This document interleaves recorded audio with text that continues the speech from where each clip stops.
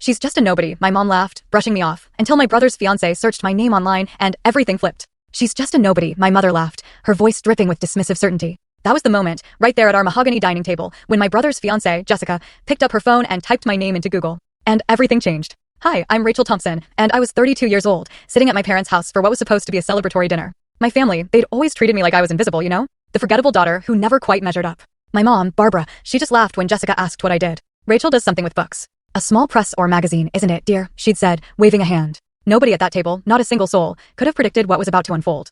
I grew up in Westlake, Ohio, a place where appearances were everything. Status was measured by the size of your house and the fancy colleges your kids got into. Our two-story colonial, with its perfectly manicured lawn and seasonal wreaths, was my mom's masterpiece, the perfect setting for the family she wanted everyone to see. But inside those walls, the dynamic was crystal clear. My mom, with her perfectly highlighted hair and country club membership, she orchestrated our lives with such precision. Everything revolved around image and achievement. My dad, Thomas, he was an accountant, a quiet man, kind in his way, but he always deferred to my mother. He'd choose peace over confrontation, even if it meant my feelings got sacrificed in the process. And then there was Michael, my brother, 3 years older, the undisputed star of our family. From his first Little League home run to his high school valedictorian speech, Michael could do no wrong. His room was like a shrine to achievement, gleaming sports trophies, academic medals, framed acceptance letters. My parents, they were at every single baseball game, every debate tournament, every award ceremony. They'd beam from the front row, taking endless photos, bragging to anyone who would listen. That's our son, my mom would say, emphasizing the R as if Michael were their only child. My earliest memory of disappointment? I was 8 years old. I'd written a short story about a girl who could talk to animals.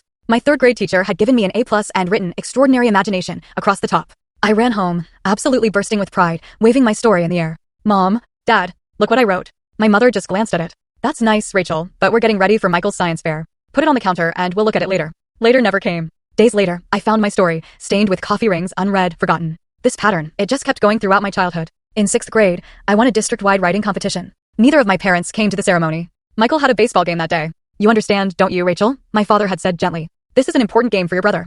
Oh, I understood perfectly. I was learning my place in the family hierarchy. High school brought more of the same. I joined the school newspaper, eventually became editor-in-chief. I won state awards for my editorials and short fiction. My byline appeared in teen magazines and local papers. Each achievement was met with the same lukewarm response. Writing is a nice hobby, Rachel, my mother would say. But it's not a real career plan. You should focus on something practical, like business or nursing. Can you believe it? Even when my story was published in a national anthology for young writers, my parents declined to buy a copy. Meanwhile, Michael's college acceptance letters? They were framed and hung in the living room for all visitors to admire. By the time I left for college, I had stopped sharing my achievements with my family.